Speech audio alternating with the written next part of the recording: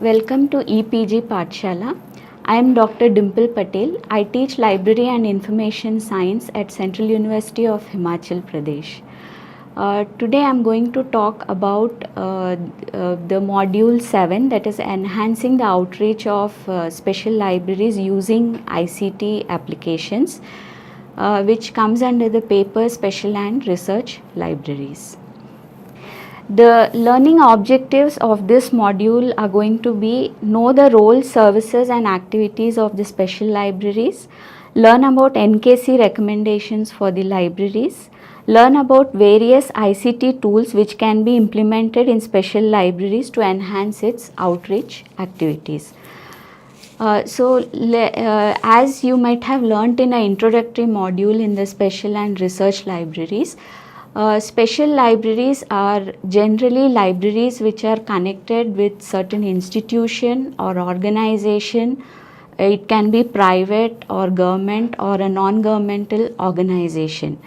Hence they are called special libraries because the users are specialized users. They are targeted users. There is a targeted clientele for in the special libraries.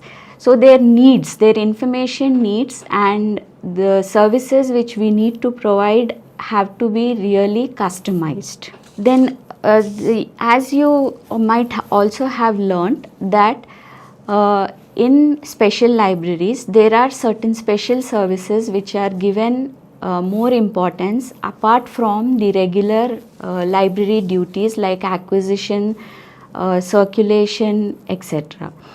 The special services which we provide in special libraries are current awareness services, selective dissemination of information, indexing and abstracting, reference service and referral services. Now, a National Knowledge Commission was formed in 2012 and they have given certain recommendations for the libraries. There was a special working group for libraries under the National Knowledge Commission.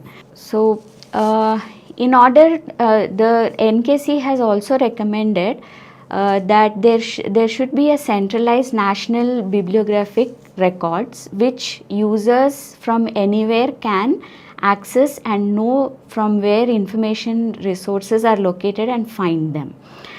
And also they have highly recommended open access to research as well as learning resources, information resources, and also open source software. To implement open access for the information resources, they have recommended the open source software.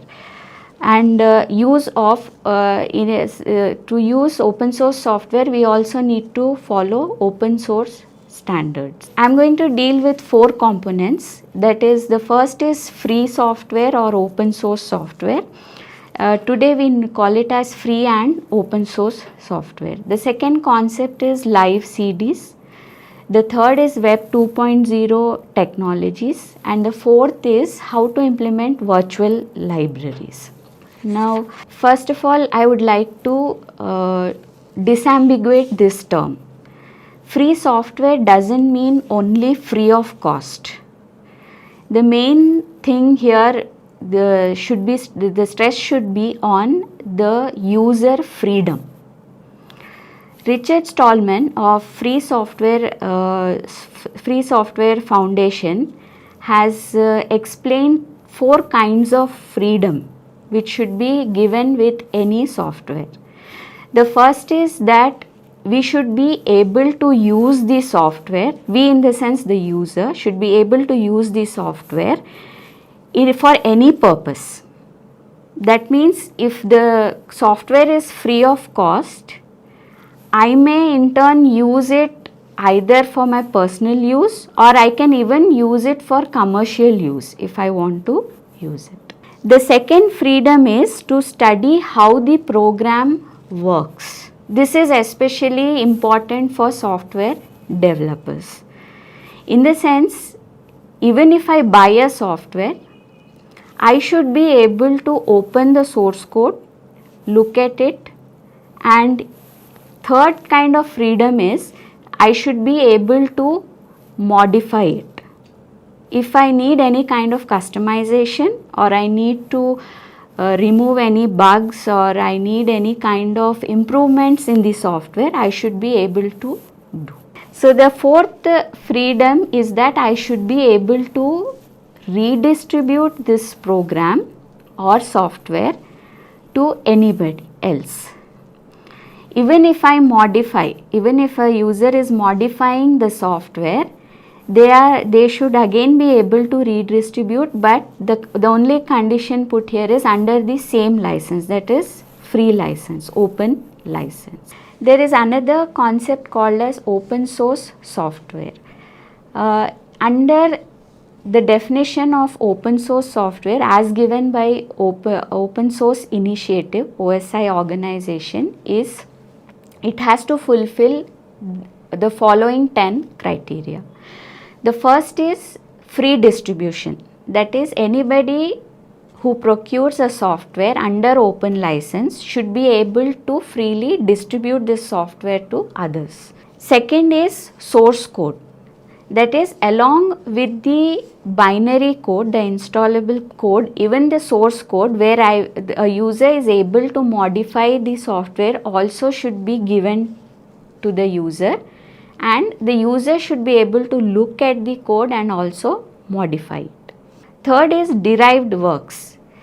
Open source license puts a restriction that if I modify a software which I have obtained under open source license, then I have to make my derived work, my modified software also available under open source license. Fourth is the integrity of the author's source code, that is the author of the software has to be given proper credit. Looking at the source code or being free to redistribute it does not mean that you do not give the author the proper credit. The author has to be given proper credit. Fifth is no discrimination against persons or groups. There has to be no discrimination about distribution of software. That is, you cannot say that I will make it available only for personal use but not for commercial use. Or you cannot say that I will make it use only for commercial use but not personal use. Sixth is no discrimination against fields of endeavor. That is, you should not say that the software which I can use in physics if I want, I should be able to use in social sciences also, and vice versa. License must not be specific to a product. License should not be specific to the product. If I am modifying and making it available, the same license should be passed on with the modified software also.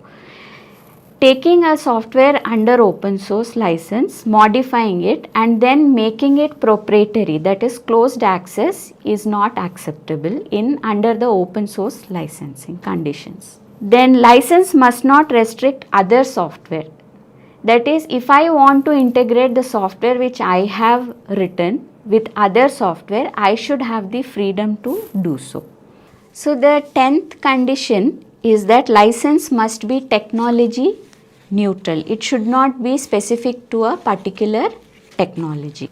Even though when we read the freedoms as described by Richard Stallman and the conditions which are required to fulfill the open source software definition given by OSI, Richard Stallman still does not believe in the term open source software. There is lot of debate among people who support the term free software as defined by Richard Stallman and people who define open source software as defined by OSI. Richard Stallman gives us an example of Android software. Android is an open source software. But if you look at the apps which are developed for Android software, the code for those apps are not available under open source. So this, he says, is against the freedom of the user. So this is the reason nowadays Professionally, many people prefer to use a sort of combined term which is called as free and open source software. So FOSS has become a very commonly used word now.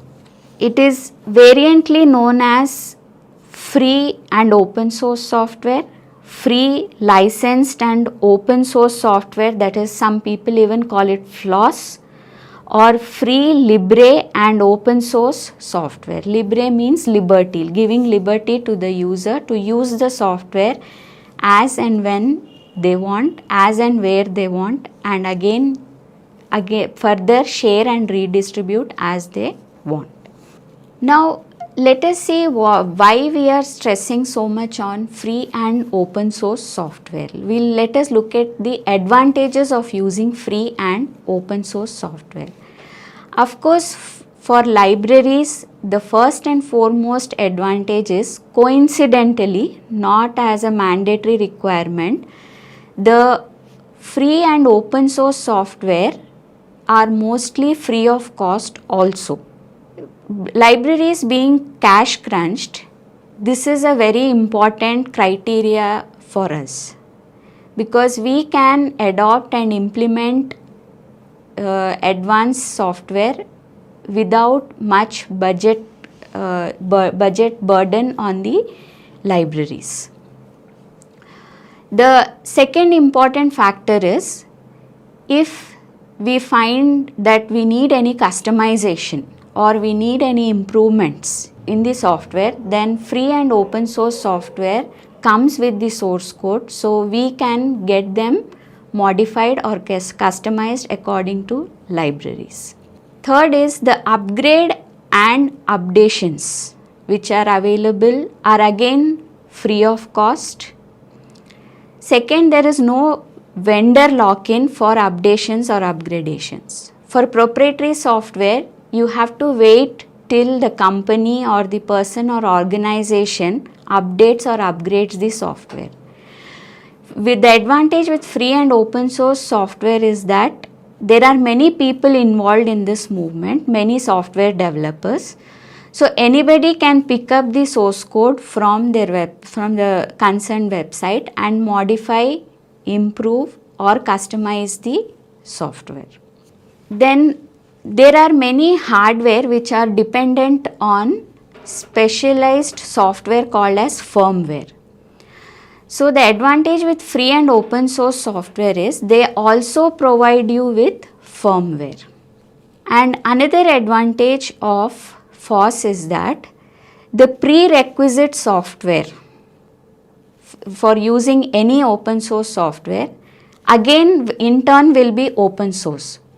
So finding the software and implementing the prerequisite software also is much easier. The other advantage is that there is no question of annual maintenance contract, which sometimes becomes a huge burden on the library budget. Free and open source software is a huge community with a huge software developers involved, and hence the support is also instant. You only need to write an email and within few minutes you get lot of support from various software developers and also the users of the software. You need not wait till the vendor sends the concerned person, unlike proprietary software. Hence, these are the reasons that libraries are now largely looking up to free and open source software. Some of the software relating to library services which you can use in the library are in library automation. To automate your library, Koha is presently the most popular and most used software in India, because it is not only free and open source software, but it also provides all the features which are required by a library in terms of acquisitions, circulation, import and export of library catalog records from other libraries, and all these features. There are other it doesn't mean Koha is the only one. There are many other software like Evergreen and ABCD. Digital libraries. To host digital libraries, presently according to the website's Registry of Open Access Repositories and Open Directory of Open Access Registries, DSpace is the most used and most installed not only in India but also in the world. There are other software next to DSpace's ePrints, and there is another software which is used a lot in Indian libraries, that is Greenstone Digital Library, GSDL. For content management, that is, for example, if you want to host your library website, or if you want to start your own social networking with your library users, you can use content management software.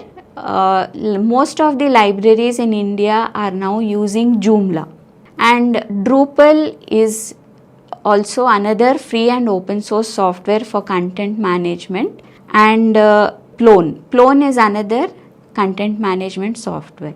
For routine office work, that is like we use generally we use Word or PowerPoint or Access database in libraries which are proprietary. The free and open source alternatives for these are LibreOffice and OpenOffice. Operating systems, Linux operating system is an option, where Ubuntu is right now the most used and most user friendly operating system. So the next component which I would like to talk about is about live CDs or live USBs. The concept of live CD or live USB is that I have a pre-installed system in the CD or in the USB stick. So the advantage of having a pre-installed system in a CD or a USB is that I can use it for testing without installing on the system. I can use it for learning, I can use it for teaching, and there are live CDs which are available which help you in rescuing your system. For example, if your system is stuck, hung up, there is a system rescue CD which is again Linux based, which you can use to repair your system, retrieve your lost data and get your system back to its previous working state. Live USB sticks, unlike the CDs, can be made persistent. Persistent means you can make a pre-installed live USB, plus you can even store the data when you are working through the live USB.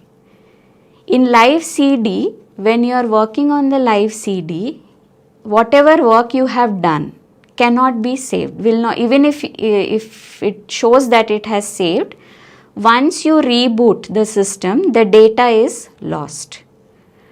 But in USB, there is a possibility of making it persistent, where whatever work you have done on the live USB, even after reboot, if you have saved it, you can retrieve back the data. The next component which I am going to talk about is the Web 2.0 technologies. I am sure most of the learners must be familiar with the Web 2.0 technologies. Web 2.0 technologies include your social networking sites, your professional networking sites, and blogs and wikis. So let us see a few of them now. Blog is nothing but a journal which is maintained online. Initially it started as a pastime for certain users who wanted to log their daily diary online instead of writing in a book. But now they have gained a lot of importance because many professionals and academicians, teachers, students, they share their opinions, their feedback, their views about topics, about software, about hardware, etc. on their personal blogs. So these have lot of potential value, especially for special libraries, in terms of getting information from these blogs. Now you can create a blog in two ways. Either you can already use an existing service like blogger.com, make your account in blogger.com and start blogging immediately. Another option for you as a library, which would be much more preferable, is have a server of your own at the library, install a blog software, something like WordPress or Movable Type, which are open source software, host it on your server, make your library users the users and let them also contribute to the content. It is not only blog and the best advantage of Web 2.0 technologies is that not only can you get feedback from the users, but also you can use it as a content creation, because Web 2.0 technologies allow even users to contribute content to the library. The other technology in Web 2.0 is wikis. I am sure most learners are very familiar with the most popular wiki in the world today, that is the Wikipedia. So wikis are slightly different from blogs in the sense blogs are used by individuals for expressing their individual views. But wikis are being used now to generate professional content collaboratively, either collaboration between individuals, professionals or individual professionals, or collaboration between organizations. Again, with wiki also there are two ways libraries can use. One is use an already existing wiki website like wikispaces.com, or you can, the more better and professional way would be to host your own wiki service using software like MediaWiki, which is also used by Wikipedia, or Twiki, and there are many more such open source software available. The next Web 2.0 technology are social networking websites and also professional networking websites. Basically, professional networking sites are also social networking, but they are meant more for professional networking rather than individual. Social networking websites have become a very important tool for libraries to connect with their users. In Facebook and Twitter and in ResearchGate and academia.edu, already there are many library and information science related groups. You should identify them, join those groups, because lot of updations regarding our profession are posted on it by other library professionals. The next technology is the media sharing websites. We all know about YouTube. It is the most popular one right now, where users can upload their own videos, and there are many other useful channels. For example, IGNOU, which has made all its video lectures available on YouTube. Even EPG Pathshala, most of the lectures are also available on YouTube. Of course, on the website you will get along with other related content like the lessons and self-learning answers and questions. Here I would like to discuss the term Library 2.0. There is a lot of debate in the community regarding what actually it means. But to understand or to debate that, we first need to understand the term Web 2.0. Because Web 2.0, the term was originally coined by Tim O'Reilly at a conference. But this term is highly contested by the founder of World Wide Web, WWW, that is Tim Berners-Lee. Because he says this is not the wikis, blogs, social networking sites are not the second generation of web. These are tools which are added to an already existing infrastructure of the World Wide Web. Tim Berners-Lee says that when he founded World Wide Web, its main intention was collaboration. So hence this is not a new version and should not be termed as Web 2.0. But it has become very popular, and in a similar way Library 2.0 has become very popular. But there is still a debate among professionals what it exactly means. Does it mean simply applying Web 2.0 to the libraries and you can call it Library 2.0, or libraries services have seen really some seminal changes due to these technologies? This is to be seen in future, but for now we have to keep updated ourselves and we have to know these technologies and connect to our users and try to collaborate with them. The next component which I am going to talk about is virtual library. Let me disambiguate this term first. Virtual library is a digital library in the sense that it is hosted using digital components, and the information sources are not concrete, they do not have physical existence. But virtual library here particularly I am using not only for digital information but also for the whole environment of library which can be simulated through computers.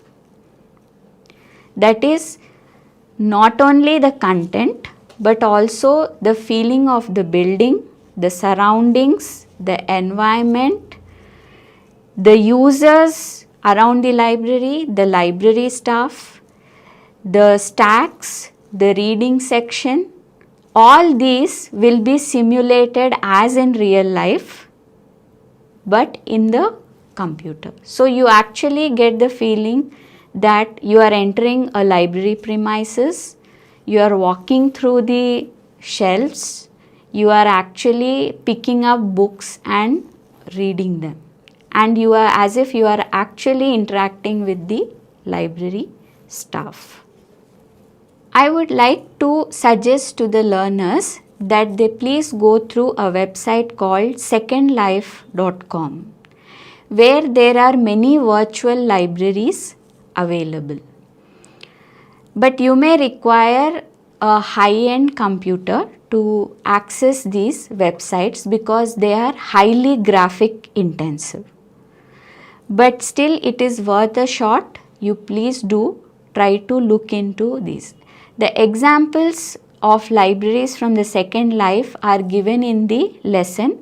So please keep the text of the lesson with you while going through it.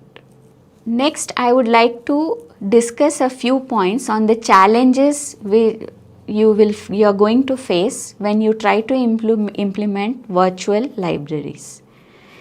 If you are trying to implement a virtual library either on secondlife.com or you are trying to start from scratch in your own library, The first and foremost would be you will require high-end computing facilities for this. As I already told, it is a very graphic intensive process, so you will require very high specifications for storage, for networking, because storage will not only be content, but you will need to store user data, you will need to store library staff data, you will need to store circulation transactions have to be stored. Then next comes giving authentication, because this is all going to be online. You are going to have to give authentications to the users. You have to pre-plan how the authentication system is going to be implemented. Then another difficulty which the management might face is the balancing of offline and online duties. In the sense, when will your online duty end? Because internet will be up 24/7. So hopefully your virtual library is going to be up 24/7. But will it be possible for your staff to work 24/7? No. But there has to be certain system in place where users, if they come across any trouble any time of day or night, it should be resolved in as soon as possible. Then of course you have to take care of the limitations of functionality. Are you going to put any limitations on the functionality? Because this is a new concept for both your library staff as well as the users. So are you going to put any limitations of any kind? And then compensation of work, because as I told earlier, when will the online duty start end? Offline duties we know 9 to 5 we work. But in online, where do we start, where do we end? If adequate compensation is not given to the library staff, they may not be willing for such kind of commitment in future. So the management has to look into these not only technology and hardware and software aspects, but also into the human resources aspects. To summarize, we have learnt that National Knowledge Commission makes it imperative by its recommendations to the libraries that ICTs have to be implemented in the libraries, and so free and open source software and open standards also become essential in this endeavor. And in this regard, I have dealt with free and open source software, live CDs, Web 2.0 technologies and virtual libraries. So special libraries, being special in their needs, their user group, need to especially keep in touch with the latest technologies. Please refer to the e-text for more details.